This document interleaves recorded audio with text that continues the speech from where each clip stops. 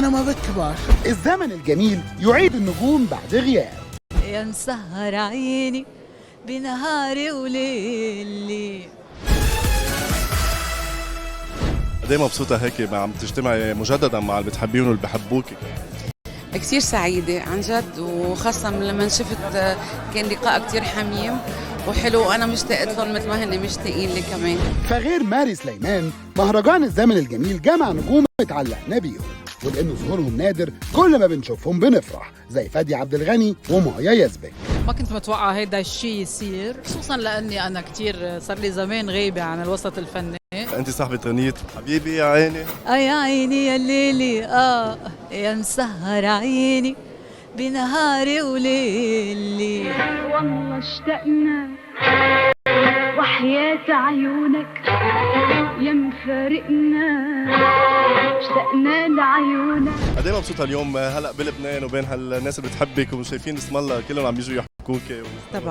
طبعا لانه لبنان دي جميله، لبنان بلد من البلاد الحلوه، معظم فنانينكم جم مصر وحبيناهم وعشنا معهم تاريخهم كله يعني. واكيد قائمه التكريمات ما بتكملش من غير ليليان نمري اللي ياما ضحكت الجمهور لسنين طويله. يا حمة حمك سمك يقطع عمرك. وما نقدرش ننسى انها بنت الراحله القديره عليا نمري.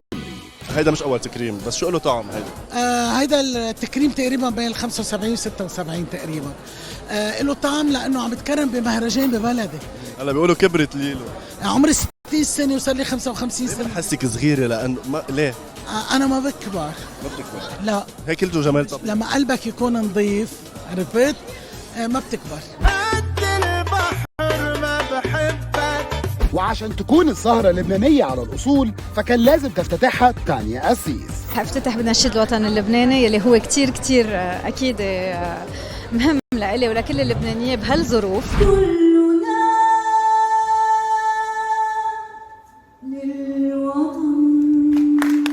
وأغنية جديدة درب المجد، كلمات الشاعر نزار فرانسيس والحان وتوزيع ميشيل فاضل، بتحكي عن اللبنانية وعن قوتنا، ورغم كل اللي عم بيصير مثل اليوم يعني نقدر ننشر هالقوة وهالتفاؤل لبكرة أحسن.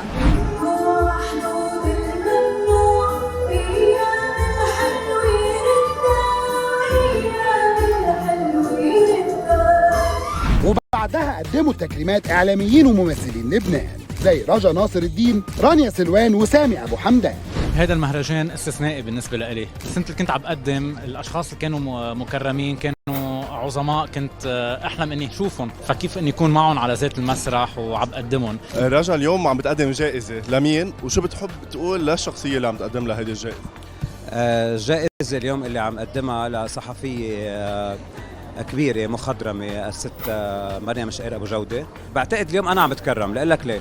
لأنه طالع على المسرح أنا والسيدة سعاد قاروت العشة، وبنفس الوقت عم نكرم السيدة مريم شقير أبو جودة، فحس حالي أنه أنا مكرم بيناتهم. نحن بلبنان معودين للأسف أنه نكرم فنانيننا المخضرمين والكبار والجبال من بلادنا، نكرمهم من بعد ما يموتوا.